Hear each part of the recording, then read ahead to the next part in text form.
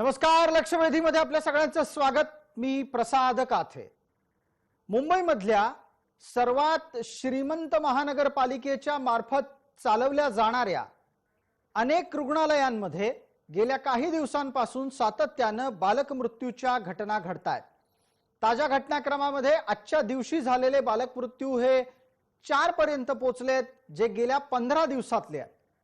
या प्रकारे बालक मृत्यूंची घटना होणं हे चिंतेचं कारण आहे. कारण ही नवजात अर्भक ज्या कारणांमुळे मृत्यूला सामोरी जात आहेत ते कारण अत्यंत गंभीर आहेत. त्यात कधी वैद्यकीय निष्काळजीपणा आहे, तर कधी एखाद्या रोगाची लागण. महाराष्ट्राच्या विधिमंडळामध्ये विधानसभेत सभागृहात या मुद्द्याची चर्चा झाली आणि अत्यंत स्वाभाविकरित्या मुंबई महानगरपालिकेच्या कारभाराचे वाभाडे निघाले. मुंबई महानगरपालिका ही आशियातली एक श्रीमंत महानगरपालिका म्हणून सगळ्यांना परिचित आहे.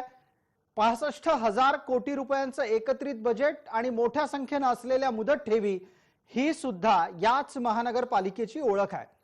पण इतकं सगळं गंगाजळीमध्ये असताना सुद्धा मुंबई महानगरपालिका काय क्षमतेची आरोग्य सेवा मुंबईकरांना उपलब्ध करून देते, हा प्रश्न वारंवार सभागृहात उपस्थित झाला आणि त्याचं समाधानकारक उत्तर मिळालेलं नाही. आपण सगळेच जाणतो की या महानगरपालिकेवर गेली 25 वर्ष एकाच पक्षाची म्हणजेच शिवसेनेची सत्ता आहे. या महानगरपालिकेच्या निवडणुका येऊ घातलेल्या आहेत आणि स्वाभाविकरित्या त्या निमित्तानं निवडणुकीचे प्रचाराचे अनेक मुद्दे आता येत्या काही दिवसांमध्ये आपल्या कानावर येणार आहेत. आरोग्यविषयक मुद्द्याची चर्चा विधिमंडळातूनच सुरू झाली आहे आणि त्या निमित्तानं मुंबई महानगरपालिकेच्या आरोग्य व्यवस्थेच्या कारभाराचा लेखाजोखा मांडला जाणं गरजेचं आहे. आजच्या लक्षवेधीमध्ये त्याच अनुषंगाने चर्चा.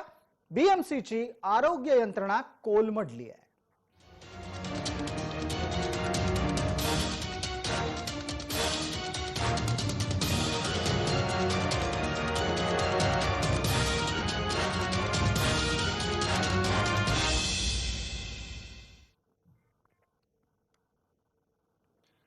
या चर्चेमध्ये आपल्या सोबत सहभागी होत आहेत महाराष्ट्राचे माजी आरोग्य मंत्री, शिवसेनेचे नेते डॉक्टर दीपक सावंत, जे माझ्यासोबत मुंबईच्या स्टुडिओमध्ये आहेत.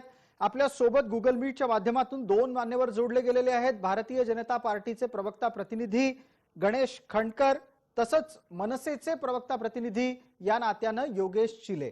दोघाही मान्यवरांचं आपण स्वागत करूया. डॉक्टर दीपक सावंत, आपलंही स्वागत. पहिला आणि थेट मुद्दा आपल्यासाठी, आज ज्या पद्धतीनं विधिमंडळामध्ये मुंबई महानगरपालिकेच्या कडून राखल्या जाणाऱ्या आरोग्य यंत्रणेच्या बद्दल प्रश्न उपस्थित झाले, त्याशी आपण सहमत नसाल. जर आपण सहमत नसाल तर एका पाठोपाठ एक बालक मृत्यूचे प्रकार का घडावेत? नायरचं प्रकरण अत्यंत ताजं आहे. तिथे तर मुंबईच्या महापौर सुद्धा वेळेत पोहोचल्या नाहीत आणि आत्ताच्या घडीला आजच्या दिवशी 15 दिवसात 4 बालकांचा मृत्यू झाल्याची नोंद समोर येते. बालकांचे आणि ते पण नवजात बालकांचे मृत्यू होणं हे खरंच दुर्दैवाची बाब आहे. आणि मला असं वाटते की आपण जे सांगितले की महानगरपालिकेची आरोग्य यंत्रणा कोलमडली आहे का, तर मी असं सांगेन की मुंबई महानगरपालिका किती लोकांना आज सेवा पुरवते, चांगल्या प्रकारे सेवा पुरवते. मुंबई महानगरपालिकेचे केएम रुग्णालय असेल किंवा बाकीची रुग्णालय असतील, त्याचं नाव घेतलं जाते आणि लोक महाराष्ट्राच्या कानाकोपऱ्यातून तिथे ट्रीटमेंट घ्यायला येतात. त्यामुळे आता मला असं वाटते की ही जी काही नवजात शिशू जे काही दगावलेले आहेत त्यांच्या पाठीमागची कारणं आपल्याला शोधणं आवश्यक आहेत. कदाचित ही बालकं अतिशय कमी वजनाची असतील, अपुऱ्या महिन्यांची असतील आणि त्यामुळे त्यांचं इन्फेक्शनला जे ससेप्टिबिलिटी लागते ती खूप मोठी असेल आणि ते इन्फेक्शनला सेन्सिटिव्ह असतील आणि थोड्याशा इन्फेक्शनमुळे त्यांना सेप्टिसिमिया झाला असेल. डॉक्टर, आपण असं सुचवू पाहताय की बालकांचा मृत्यू हा वैद्यकीय कारणांमुळे झाला असेल, व्यवस्थेतल्या कारणांमुळे नाही? व्यवस्थेतले कारणामुळे झाला असेल असं मी मुळीच म्हणणार. कारण काय की त्याचा इतिहास बघायला, हिस्ट्री बघावी लागेल की खरंच या बालकांचं वजन किती होतं, अपुऱ्या महिन्याची होती का, किंवा त्या निओनॅटल पॅसेजमध्ये ज्यावेळी त्यांचा जन्म होत असताना ती घुसमटली गेली का. तर ह्या सगळ्या गोष्टींचा विचार केल्यानंतरच आपण ह्या बाबतीमध्ये भाष्य करणं योग्य ठरेल. गणेश खंडकर, आपली अत्यंत स्वाभाविक आणि तातडीची प्रतिक्रिया यावर काय असेल? मी यावरती डॉक्टरांना एवढंच सांगेन, डॉक्टर साहेब, आपण स्वाभाविकपणे केमचं नाव घेतलं आणि ज्या मुलांच्या संदर्भातली आपण चर्चा करत आहात, डॉक्टर साहेब, माझा एक साधा प्रश्न आपल्याला आहे. ज्यावेळी या बालकांची आपण चर्चा करतोय आणि या बालकांच्या मृत्यूच्या बाबत आपण बोलत असताना मुंबईमध्ये जर का वाडिया हॉस्पिटल आपण सोडलं, तर ज्या मुंबई उपनगरामध्ये आज तुमची लोकसंख्या 60 ते 65% वर राहते, या उपनगरांमध्ये बालकांची व्यवस्था करणार वाडिया हॉस्पिटलच्या तोडीचं एक रुग्णालय आहे का? तर त्याचं उत्तर नाहीये. प्रसादजी, असं आहे, मुंबई शहरामध्ये आज हजारो बालकांचे जन्म होत असताना ज्या वेळेला ही बालकं 7व्या 8व्या महिन्याला जन्माला येतात, त्यावेळी त्यांना तातडीने काचेच्या पेटीची गरज असते. त्या प्रकारची ट्रीटमेंट त्यांना द्यावी लागते. तुम्हाला आश्चर्य वाटेल, आमच्या बोरिवलीला एक माता बालक केंद्र आहे. तिथे कधी तुम्ही रात्री 10 वाजल्यानंतर फोन करून बघा, तुम्हाला तिथे काय उत्तरं मिळतील. आणि नगरसेवकांनी सुद्धा जर का प्रयत्न केले तर त्यांना तिथे एखाद्या लहान नवजात अर्भकाची व्यवस्था करताना काय दिव्य पार करावं लागते याचा तुम्ही मीडिया म्हणून स्वतः एकदा अनुभव घ्या. पण गणेश खंडकर, या सगळ्या व्यवस्थेची जबाबदारी कुणी घ्यायची? आपणही बरेच वर्ष, आपण म्हणजे व्यक्तिगतरित्या आपण असं नका घेऊ, पण आपला पक्ष गेले अनेक वर्ष मुंबई महानगरपालिकेमध्ये महत्वाचा सत्ताधारी घटक म्हणून कार्यरत होता. आपण आता स्वतःला गेल्या 5 वर्षातले पहारेकरी म्हणून परिचित करून देत आहात. मग या सगळ्याची जबाबदारी अर्धी अर्धी आपल्यावर येणार नाही का? असं आहे प्रसादजी, तुम्ही दिले तर देऊ शकता. आता त्यांनी अर्धा सत्तेतला वाटा दिला नाही म्हणून मुख्यमंत्री पद पाहिजे म्हणून त्यांनी त्यांची वेगळी वाट निवडली. आता असं जर आम्ही मुंबई महानगरपालिकेत म्हटलं असतं तर त्यांनी महापौर पद आम्हाला द्यायला हवं होतं. आम्ही कधी त्यांच्याकडे या संदर्भात बोललो ना, त्यांनी कधी आम्हाला दिलं असतं. आम्हाला त्यांच्यासोबत जाणं, एका विशिष्ट मुद्द्यांवरती आम्ही त्यांच्यासोबत होतो, हिंदुत्वाच्या नात्याने आम्ही बांधलेलो होतो, घट्ट आमचे दोर होते, आम्ही त्यांच्यासोबत गेलो. आणि सत्ताधारी म्हणून ही त्यांची जबाबदारी आहे ना. आज सुद्धा सभागृह चालवणार सत्ताधारी पक्ष आणि महापौर या दोघांची जबाबदारी असते. आम्ही कितीतरी म्हणालो, आता मी ज्या वेळेला 3 वर्ष महापालिकेत सभागृहात मी नामनिर्देशित नगरसेवक म्हणून काम केलं, मी 8 महिने आरोग्य समितीचं सदस्य म्हणून काम केलं. त्यावेळेला हरकतीचे मुद्दे उपस्थित करणं, भ्रष्टाचाराची प्रकरणं बाहेर काढणं, याच्यावरती जोपर्यंत सत्ताधारी पक्ष आणि प्रशासन हे ठाम राहत नाही, तुम्ही भांडणं एवढंच तुमच्या हातामध्ये असतं. मी एकच तुम्हाला उदाहरण देईल प्रसादजी, एकच तुम्हाला उदाहरण देईल. कूपर हॉस्पिटल 5 कोटी रुपये खर्च करून तिथल्या कॅथलॅबचं काम झालं. ही यंत्रणा जवळजवळ 3 ते 4 वर्ष धूळ खात पडली होती. मी आरोग्य समितीमध्ये याच्या संदर्भात चर्चा घडवून आणली. त्यावेळी केवळ 2 ते 5 लाख रुपयाची एक यंत्रणा बसवायची होती, ती नाही बसवली, ते तसंच राहिलं. बोरिवली पश्चिमेचं महिलांचं प्रसूतीगृह, त्याचं 3 वेळा टेंडर निघालं. कधी रिपेअरिंगचं निघतं, कधी नवीन बांधण्याचं निघतं. गेली 5 ते 6 वर्ष बोरिवली स्टेशनच्या बाहेर ते हॉस्पिटल अजून तसंच पडलेलं आहे. सुचवायचं काय आहे आपल्याला गणेश खंडकर, सुचवायचं काय आहे? शेवटी असं आहे बघा, आम्ही सत्ताधाऱ्यांकडे याची मागणी वारंवार करत असतो. आम्ही सत्तेतले भागीदार जरी असलो तरी शेवटी सत्तेमध्ये ज्याचा महापौर असतो त्याची जबाबदारी मोठी असते. सत्तेत ज्याचा महापौर असतो त्याची जबाबदारी मोठी असते. दीपक सावंतांचं उत्तर अपेक्षित करतो यावर. पहिली गोष्ट तर खंडकर साहेब, मी आपल्याला सांगू इच्छितो की आपण मगाशी मला म्हणालात की माता बाल आरोग्य याच्यासाठी कोणतंही स्पेशलाइज हॉस्पिटल नाहीये. आपल्या प्रत्येक प्रसूतीगृहामध्ये, म्हणजे मोठे असतील छोटे असेल, तिथे SNCU म्हणजे स्पेशल निओनॅटल केअर युनिट आणि NICU म्हणजे निओनॅटल इंटेन्सिव्ह केअर युनिट, अशा 2 प्रकारचे असतात. पण डॉक्टर सावंत, आजची चर्चा आपण जर पाहिली असेल तर त्या NICU मध्येच बालक मृत्यूचे प्रकार घडतात. प्रसादजी, त्याच्यावरतीच मी येतोय की NICU मध्ये अशा प्रकारचे मृत्यू घडणं हे चुकीचंच आहे. हे मी आपल्याला सांगू इच्छितो, कारण इन्फेक्शन कशामुळे झालं हे आपल्याला शोधणं आवश्यक आहे. आणि दुसरा कॅथलॅबचा प्रश्न जो आपण उपस्थित केला, त्याच्यावरती मी थोडक्यात, मी स्वतः कॅथलॅबची जाऊन 15 दिवसापूर्वी आणि त्याच्यापूर्वी देखील 3 महिन्यापूर्वी पाहणी केली होती. ते काम प्रगतीपथावरती आहे आणि येणाऱ्या 23 जानेवारीला माननीय शिवसेना प्रमुखांच्या वाढदिवस दिवशी याचं उद्घाटन देखील होणार आहे. आता जो NICUचा मुद्दा होता, त्यात बालक मृत्यूचं कारण देताना सेप्टिक शॉक असं कारण देण्यात आलं. म्हणजेच काय झालं की या मुलांना कोणतं तरी इन्फेक्शन झालंय. खरं म्हणजे या NICU जर असेल तर त्याचं सॅम्पलिंग घेणं आवश्यक आहे. फ्लोर सॅम्पल असेल, एअर सॅम्पल असेल किंवा सरफेस सॅम्पलिंग असेल ते घेणं आवश्यक आहे. आणि कोणत्या प्रकारचे जंतू किंवा बॅक्टेरिया किंवा व्हायरस हे वाढतायत का हे पाहणं नेहमी आवश्यक असेल. तसं केलं गेलं नसेल तर निश्चितपणे ती चूक आहे असं मी मानेन, कारण मी ह्या सगळ्याला फेस केलेला आहे. जी अगदी थोडक्यात काय तर ज्या पद्धतीनं ऑक्सिजन पुरवठ्याच्या दरम्यान संसर्ग पसरण्याचे प्रकार कोरोना काळात झाले, तशाच संदर्भातले जवळपास जाणारे हे प्रकार असू शकतात का? गणेश खंडकर, संधी देतो. पुढचा मुद्दा मला एक पटकन योगेश चिले यांच्याकडे न्यायचा आहे, त्यामुळे मी आत्ता आपल्याला कृपया थांबण्याची विनंती करतो. योगेश चिले, आपण इथे पाहतोय मुंबई महानगरपालिकेमध्ये गेले अनेक वर्ष सोबत असलेले, आता एकमेकांच्या विरोधात असलेले हे दोन्ही घटक समोरासमोर आहेत. एकाच्या दृष्टीनं वैद्यकीय कारण शोधणं गरजेचं आहे बालक मृत्यूचं, दुसऱ्याच्या दृष्टीनं व्यवस्थेतले दोष अधोरेखित केले जात आहेत. आपण स्वतः मुंबई महानगरपालिकेत आता सध्या अल्पसंख्य गटातले प्रतिनिधी आहात, अत्यंत अल्प स्वरूपातले आपले सदस्य आहेत, पण तरीही मनसेचा आवाज येत असतो, विषयांवर आपली मतं व्यक्त होत असतात. या स्थितीमध्ये मनसे कोणाला जबाबदार ठरवणार आहे? सगळ्यात पहिली जबाबदारी तर 100% जे सत्ताधारी आहेत त्यांचीच आहे. पण याचा अर्थ गणेश खंडकर बोलतायत तसं त्यांची काही जबाबदारी नाही असं होत नाही. कारण त्या 25 वर्षामधला बहुतेक काळ हेच बीजेपी वाले शिवसेनेच्या सोबत तिथे बसले होते. आता यांचं तुम्ही स्वतः सांगितलेलं यांचं बजेटच आपल्या मुंबई महानगरपालिकेचं 65,000 कोटी आहे, 50,000 कोटींच्या वरती यांच्याकडे ठेवी आहे. यांनी स्वतः कोणतं हॉस्पिटल बनवलं?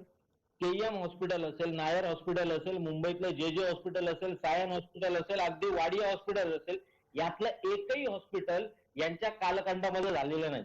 किंवा ही जी हॉस्पिटल्स आज आपण वापरतोय यांच्या तोडीचं एकही हॉस्पिटल यांना अजून बनवता आलेलं नाही. यांच्या ठेवी काय करायचे? काही महिन्यांपूर्वी मुंबईमध्ये राजावाडी हॉस्पिटलमध्ये ICU मध्ये असलेल्या पेशंटचे डोळे उंदरांनी कुरतडले. त्याच्यानंतर महापौर येऊन काय बोलले होत्या? अशी घटना पुन्हा घडणार नाही. आज या 4 मुलांचा जो दुर्दैवी मृत्यू झालेला आहे, डॉक्टर सावंत तिथे सांगतायत की ते ICU मध्ये आम्ही NICU स्थापन केलेल्या आहे प्रत्येक ठिकाणी. अहो NICU मध्ये जर असे मृत्यू होणार असतील इन्फेक्शनने तर त्या ICU ला अर्थ काय राहिला तुमच्या? म्हणजे माणसांना NICU मध्ये मुलांना बालकांना का ठेवलं जातं? तर तिथे त्यांची योग्य काळजी घेतली जावी याच्यासाठी. आणि ही योग्य काळजी जर NICU मध्ये तुमच्या होणार नसेल, इन्फेक्शनने बालकं दगावणार असतील तर तुमच्या NICU ची तरी फायदा काय आम्हाला? त्यामुळे ना गणेश खंडकर आपली जबाबदारी ढकलू शकत, ना डॉक्टर सावंत ढकलू शकत आहे. जर आपल्याकडे साहेब, मी आपल्याला सांगू इच्छितो की इन्फेक्शन हे कुठेही होऊ शकते. बाहेरून येणाऱ्या माणसाकडून पण इन्फेक्शन येऊ शकते, येणाऱ्या सिस्टरकडनं पण होऊ शकते. त्यामुळे थोडंसं मेडिकल नॉलेज आपण जर पाहिलं तर आपल्याला संसर्ग हा कधी येऊ शकतो, हवेतून होऊ शकतो, पाण्यातून होऊ शकतो, कसाही येऊ शकतो. त्यामुळे कृपा करून अगेन्स्ट मेडिकल एथिक्स आपण बोलू नका.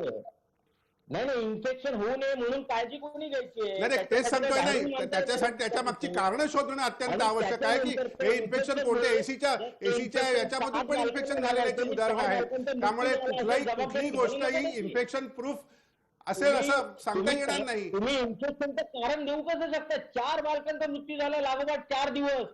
तुम्ही जबाबदारी घ्यायची आहे त्याची. अरे जबाबदारी घ्यायला कोणी नाकारत नाही, पण त्याचा सोर्स तर कळला पाहिजे इन्फेक्शनचा. असं एखाद्याला ठोकणं चांगलं नाहीये. मुळात त्या आई वडिलांच्या जागी या. आपण थोडं वाचावं, थोडा अभ्यास करावा आणि मग चर्चा करावी. हॉस्पिटलमध्ये बालक का प्लीज आपण थोडासा अभ्यास करा. इन्फेक्शन कशामुळे होते याच्या नंतर आपण बोलूया याच्यावरती. योगेश साहेब, प्रश्न इन्फेक्शन झाला की नाही हा नाहीच आहे. प्रश्न आहे बालक दगावलंच कसं तिथे. मी सांगितलं पहिल्यांदा सांगितलं की हे दुर्दैवी आहे असं होऊ नये. पण ते बाळ पुढे दिवसाचं होतं, ते ससेप्टिबल इन्फेक्शन होतं की या सगळ्या मेडिकल एथिक्स आपल्याला शोधावे लागतील, त्याच्यात मागची कारणं शोधावी लागतील. हॉस्पिटलमध्ये या घटना वारंवार घडतात आणि त्याची जबाबदारी महानगरपालिकेकडून घेतली जात नाही. त्याच्यावरती कोणतेही उपाय योजले जात नाहीत. योगेश चिले एकच मिनिट. योगेश चिले, याच मुद्द्यावर गणेश खंडकरांनाही बोलतं करायला लागेल. योगेश चिलेंच्या संदर्भातले काही आक्षेप गणेश खंडकर आपण ऐकले, आपल्यालाही या निमित्तानं बोलतं व्हावं लागेल की ज्या पद्धतीनं तुम्ही मगाशी म्हणालात सत्ताधाऱ्यांची जबाबदारी आहे. मुद्दा केवळ आणि केवळ इथे बालक मृत्यू पुरता मर्यादित नाहीये. बालक मृत्यूच्या पलीकडे जाऊन सुद्धा मुंबई महानगरपालिकेच्या आरोग्य व्यवस्थेची समीक्षा होणं गरजेचं आहे. विविध प्रकारच्या सोयी सुविधा, उपलब्ध असलेल्या खाटा, रुग्णांना मिळणाऱ्या सोयी यांचीही एकत्रित चर्चा करायला गेलो तर आपण इतक्या मोठ्या महानगराला पुरेशी आरोग्य सुविधा देतो आहोत का? बघा, असं आहे की मी डॉक्टर दीपक सावंत यांचा पूर्ण आदर करतो. त्यामुळे योगेश शिले हे म्हणाले या विषयाला मला काउंटर करायचं नाहीये. एनआयसीयू हा काय प्रकार आहे हा थोडासा योगेश शिले जरा थोडस समजून घ्या. यामध्ये प्रसारची असं आहे की एनआयसीयू ची जी संख्या आज मुंबई शहरामध्ये उपलब्ध आहे ती संख्या अत्यंत अल्प आहे, अत्यंत अल्प आहे. मी मगाशी तोच मुद्दा सांगत होतो. एनआयसीयू ची गरज आता यासाठी नसते की आपलं बदललेलं जीवनमान पाहता आता ज्या काही डिलिव्हरीज होतात आणि बालकं जन्माला येतात त्यांची स्थिती वेगळी आहे. बघा, या शहरामधली परिस्थिती प्रसादची जे सत्ताधारी शब्द वापरला ते काही जबाबदारी झटकण्यासाठी बोललेलं नाही. मला सांगतो 2017 साली या मुंबई महानगरपालिकेत आरोग्याचं बजेट किती होतं तर 11% होतं. मी त्यावेळी सभागृहात भाषण करताना म्हणालो की या जगामध्ये जी संवेदनशील आणि प्रगतीशील डेव्हलपमेंट शहर आहे त्या प्रत्येकाचं बजेट 20 ते 25% वर असताना मुंबई शहराचं बजेट 11% काय? आता अजय मेहतांनी सभागृहात कौतुक केलं माझं की हा विषय तुम्ही बरोबर बोललात. पुढच्या वर्षी बजेट आमचं 14% झालं. 2019 साली आमचं बजेट 18% झालं.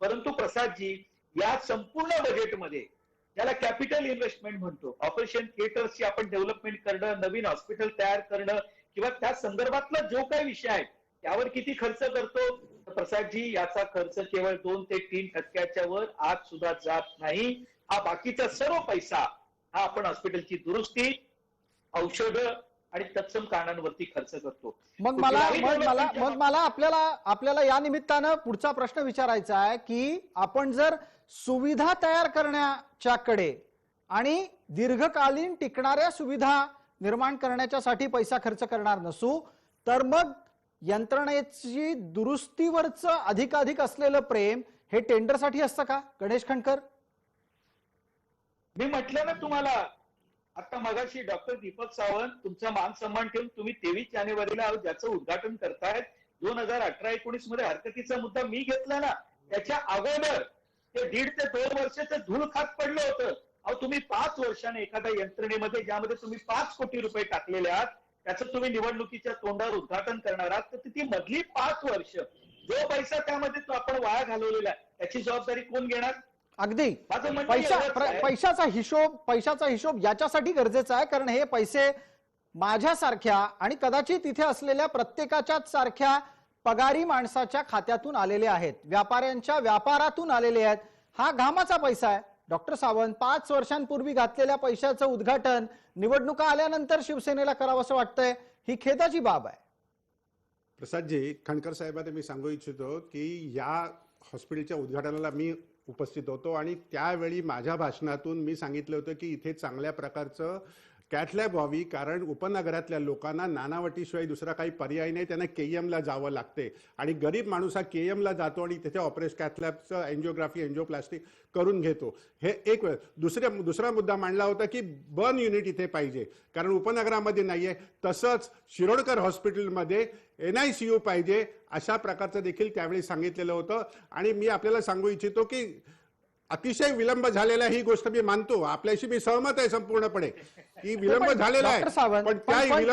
पण डॉक्टर सावंत आहोत तुम्ही स्वतः शिवसेनेचे नेते, महाराष्ट्राचे आरोग्यमंत्री, माजी आरोग्यमंत्री या सगळ्या भूमिकांमधून जेव्हा असं म्हणता की उशीर होतोय, हे चुकतंय, मग आम्ही प्रश्न आणि जाब विचारायचे कोणाला? नाही, म्हणूनच सांगतोय की याच्या मागे जी काही यंत्रणा काम करते, याच्या मागे जो काही महानगरपालिकेचा प्रशासकीय काम असेल ते वेगाने व्हावं असे वारंवार प्रश्न आपल्यासारख्या नगरसेवकांनी उपस्थित केले तर त्याला वेग मिळतो असं मी सांगू इच्छितो. योगेश शिलेंना मग एक पटकन प्रश्न आहे माझा. योगेश शिले, प्राप्त स्थितीमध्ये प्रशासन ढिम्म हलत नाही असा म्हणून जर कुठला बचाव केला जात असेल तर तो त्या आपल्या जागी आहे. मला यावर आपल्याकडून प्रकाश टाकलं जाणं अपेक्षित आहे की मुंबई महानगरपालिकेमध्ये हे जे काही आरोग्य खात्यातलं टेंडरचं रॅकेट आहे हे किती टक्क्यांवर चालतं? अगदी स्पष्ट सांगू का? सर्वप्रथम मला आहे ना डॉक्टर दीपक सावंत यांचं अभिनंदन करायचं की त्यांनी मान्य केलं ते आरोग्य मंत्री असताना सुद्धा त्यांना हे सगळे बदल करता आले नाहीत हे त्यांनी मान्य केले इथे सगळ्यांच्या समोर. आता मी मुद्द्यावरती येतो की टेंडर मध्ये पर्सेंटेज चालतात का? चालतात. अगदी कोणत्याही महानगरपालिकेचं टेंडर असू दे, आरोग्य खात्याचंच म्हणाल तर तुम्ही कोरोनाच्या वेळी बघितलं असेल, कोरोनाच्या वेळी यांनी नुसते ते बँड्रा कुर्ला कॉम्प्लेक्स मध्ये जे कोरोना सेंटर उभारलं होतं त्याचे पंखे यांनी 100 रुपये भाड्याने दिवसाला घेतलेले. जे पंखे बाजारामध्ये सिलिंग फॅन आपल्याला जास्तीत जास्त 2000 रुपयापर्यंत मिळतात, त्याचे 90 दिवसाचं भाडं यांनी 100 रुपयाप्रमाणे दिलं होतं. अजून काय सांगायचो, अगदी रुग्णांना हवे होते ते बेड सुद्धा यांनी 100 रुपये भाड्याने घेतले होते. जे बेड यांना 2-3 हजारात मिळत होते विकत, तर यांच्या या पर्सेंटेजला काही मर्यादा नाही. काही ठिकाणी ते 2% आहेत, काही ठिकाणी अगदी 200% सुद्धा आहे. यांना फक्त कारण हवं असतं नवीन टेंडर काढण्यासाठी आणि त्यातून निवडणुकीचा फंड उभा करण्यासाठी. गेली 25 वर्षे शिवसेनेची संपूर्ण महाराष्ट्रावर जी काय सत्ता चालू आहे ना, ही मुंबई महानगरपालिकेतून मिळालेल्या कमिशनवरती चालू आहे. मी स्पष्ट सांगतो तुम्हाला. डॉक्टर सावंत याचं उत्तर डॉक्टर सावंत याचं उत्तर देतील योगेश शिले. ऐका जरा 1 मिनिट फक्त. मला असं वाटते की ह्या सर्व प्रक्रिया, ह्या सर्व गोष्टीला टेंडर प्रक्रिया असेल किंवा बाकीची कोणतीही प्रक्रिया असेल, या सर्वाला एक प्रशासकीय त्याला मान्यता घ्यावी लागते. त्याप्रमाणे टेंडर होते. टेंडरमध्ये लोएस्ट कोण असेल, आता त्या प्रकारामध्ये आपल्याला जर काही चूक दिसत असेल तर आपण नगरसेवक या नात्याने किंवा खडकर साहेबांनी ज्याप्रमाणे नगरसेवक पदाची धुरा सांभाळली इतके वर्ष, त्यांनी तो ताबडतोब का नाही लक्ष दिलं? ताबडतोब का लक्ष दिलं नाही? आता यावर गणेश खंडकर आपलं उत्तर. याच्यासाठी हे गरजेचं आहे की आपण ज्या वेळेला नगरसेवक होतात तेव्हा काय करत होतात हेही एकदा सांगा, आणि आता येत्या पुढच्या 3-4 महिन्यात या सगळ्या मुद्द्यांचा परिपाक काय निघणार आहे? मला विचारताय? बिलकुल, गणेश खंडकर आपल्याला विचारलं. सावंत साहेब, कदाचित मुंबई महानगरपालिकेत आपले गटनेते आहेत, सभागृह नेते आहेत, किंवा तुमचं स्टँडिंगचे चेअरमन आहेत, किंवा जे अमेय घोले तुमच्या आरोग्य समितीचे अध्यक्ष आहेत, त्यांना गणेश खंडकरने 3 वर्ष मुंबई महानगरपालिकेच्या सभागृहात काय काय विषय उचलले आणि कुठल्या विषयावर काय भाषणं दिली, सावंत साहेब आपण थोडी माहिती करून घ्या. कदाचित आपल्याला नसेल. मला माहिती नाही, मी कबूल करतो. मी प्रतिप्रश्न तुम्हाला करणार नाही, तुम्ही खूप सिनियर आहात. मी एकच फक्त सांगतो प्रसादजी, ज्या वेळेला ही चर्चा सुरू आहे महाराष्ट्रातली जनता ऐकते आहे, मला थोडासा वेळ द्या. मी आज जेव्हा तुमच्याशी बोलतोय, मी कांदिवलीला माझ्या भारतीय जनता पक्षाच्या जिल्हा कार्यालयातून तुमच्या समोर बोलतोय. मला बोलत असताना जर हार्ट अटॅक आला ना प्रसादजी, तर बोरिवलीचं माझं भगवती हॉस्पिटल, कांदिवलीचं शताब्दी हॉस्पिटल, गोरेगावचं सिद्धार्थ हॉस्पिटल अजूनही तयार झालेलं नाही. पुढे मी जर जोगेश्वरीला Balasaheb Thackeray trauma care centre आलो तर तिकडे, आणि त्याच्यानंतर कुपर, या एका हॉस्पिटलमध्ये सुद्धा 8चा पूर्ण वेळ आणि पूर्ण क्षमता असलेली व्यवस्था आजही मुंबई महानगरपालिकेकडे नाही. जर मी चुकून संध्याकाळी 7 नंतर कुपरला जर गेलो तर हे ठरवून ठेवायचं मला जायचंय उपर. ही परिस्थिती आहे. मी केम आणि जर नायरला नाही गेलो इथून तर माझ्यावरती हार्ट अटॅकची मुंबई महानगरपालिकेत तातडीची शस्त्रक्रिया आणि माझ्यावर इलाज होणार नाही, ही आजची मी तुम्हाला वस्तुस्थिती सांगतो. अगदी गणेश खंडकर, आपण या निमित्तानं मुंबई महानगरपालिकेच्या आरोग्य व्यवस्थेविषयी आपलं मत थेटपणे मांडलं. चर्चेला वेळेची मर्यादा आहे. आपण सर्व मान्यवर या चर्चेमध्ये सहभागी झाला त्याबद्दल मी आपले हार्दिक धन्यवाद देतो. या चर्चेमध्ये तुर्तास इतकंच. सर्व प्रेक्षकांना जय महाराष्ट्र.